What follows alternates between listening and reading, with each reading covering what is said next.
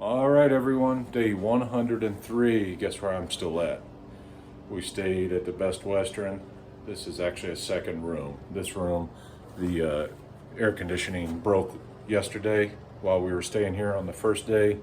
It was hot, sweaty last night, so they put us in another room for tonight. I just came over here to make a short video and talk to my family. So day 103 is my seven in, in 103 days. I don't like taking them, but gotta force myself sometimes, let the legs recover. And this is probably the last day in tomorrow will be the last day in Massachusetts. The following day we'll be in Vermont. I don't think we'll make Vermont tomorrow, but maybe. But probably the following day in Vermont, at the border of Vermont. And then resupplying gets kind of tricky in Vermont, it looks like. So we're trying to figure all that out. We've been trying. Sorry, spinning around here, got some bad light. This room is hot. Since we're not staying in here, I turned the air conditioning on heat actually, and I have sleeping bags and air mattress and puffies and bivvies and clothes and all the liner bags and rain gear. We just have everything scattered all over the room to let it all dry out tonight. But we're going to get back at it. Day 104 tomorrow morning. We're going to get back at it at not dark 30, but we'll have breakfast here. Best Western has a good breakfast, so we'll have a good breakfast. And then a trail angel who lives on the trail down in Dalton, Tom. You see his name in Far Out if you're real curious. I've got his phone number and everything. You can camp in his backyard. The guy gave us a lift all the way over here to Pittsfield at Best Western. It's a good drive. Charged us very little. I gave him a little bit extra because he stopped by Walmart and waited on it. He went in with us and walked around with us, and while we resupplied and gave wonderful trail information. I kind of forgot he was there in Dalton, right on the AT. AT goes through Dalton when he stopped by. I'll try to remember to get a picture of his house. There's a little bit in the video from yesterday. He had water there. He's got sodas. He's got hiker boxes. He's a great guy, and he's been doing this 45 years. He said he knows everything about the trail, basically from here to Maine. And the mosquitoes, which I did not film because I was afraid I'd die if I stopped a couple of days ago in that marsh with the number of mosquitoes that were eating us alive.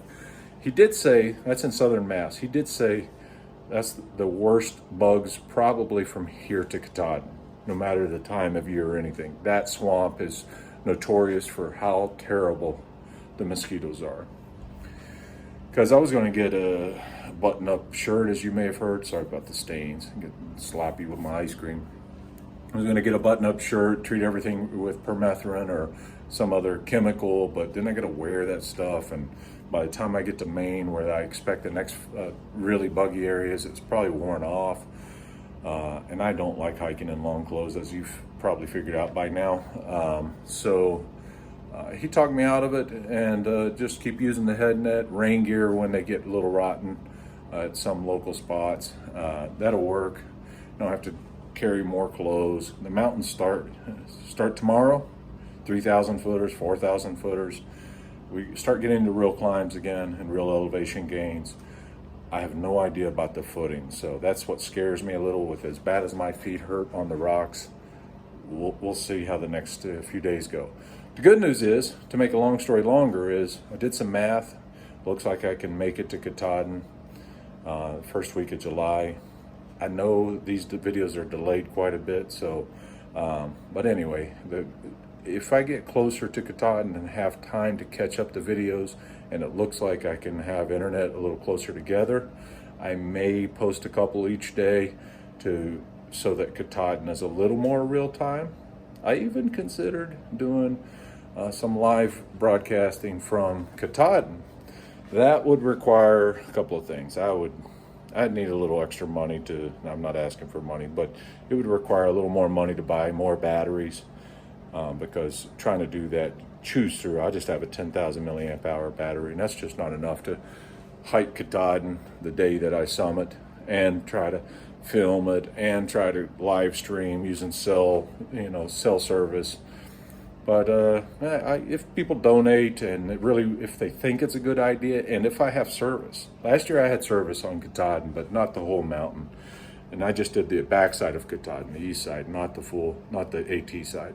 Assuming wherever there is cell service on the AT side of Katahdin, I could pop online live a couple times, but I'd need batteries. I need a couple of things to make that more feasible, and to make sure I have plenty of cell battery to make it down the mountain safely in case I need emergencies or anything.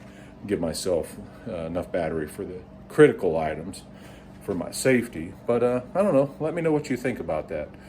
Because if that's what people want, that's what I think I can do. If I can figure it out, I'd be willing to do some live over there, especially if the weather's reasonable. I may actually hang out in Millinocket for a day or two and wait for a weather window. Last year I was on Katahdin, it was 0 viz. This year I'd like it to be good viz. It doesn't need to be perfect, but the better the viz, the more likely I'm willing to wait for it for a couple of days. And then I just need battery and a couple of things. So let me know what you think, if it's worth asking for donations of equipment, or not much. I just need a couple of batteries, maybe a couple of Nicor batteries, or I'm not sure. I have to do a little math. As an engineer, I thought about doing some of the math to figure out exactly what it would take, so I'm not carrying too much weight to the top of Katahdin either. Anyway, I'm just rambling, but it's been going through my head a little bit for quite a while now. I'm wondering if I'm sure people would like it. Hell, if I was home, I'd like to see somebody real-time summit Katahdin, or close to real-time, if possible. But that one I would have to stick my hand out and ask for a little help to purchase the last couple of things I would need. And what that is exactly, I don't know. Maybe you have some recommendations, what would make it easier. Maybe a cell phone booster for the signal. I'm sure a couple of 10,000 or 20,000 milliamp hour batteries would go a long way. We'll see, a couple of things like that. But let me know what you think. I'm gonna quit rambling. I'm gonna get on to bed. And I try to do a video every day, as you know, even if it's a 0 and even if they're delayed for a little while, logistically. Now, Vermont, I don't know what to expect. I may end up skipping a day or 2 on here. I don't know. It looks challenging to charge and resupply and upload videos and do all that good stuff in Vermont while I'm still trying to make big miles every day, 15 to 20, 25 a day. So we'll see how it plays out. If I miss a day or 2, forgive me, and we'll move on, and maybe I combine a couple of days. I don't know. We'll figure it out as we go along. I'm going to document the whole trail, so this is mainly for myself and my family, and now I got a nice YouTube family that's watching and enjoying. So appreciate all your kind words. So I wasn't sure what to expect. I thought maybe there'd be some Debbie Downers on there, but not really. Not really. You guys have been great. So I know it's a tiny little channel. So appreciate all you guys, and feel like I know some of you real personally now, and some of the trail angels I do. So thanks, guys. And I'm going to bed. Have a good night.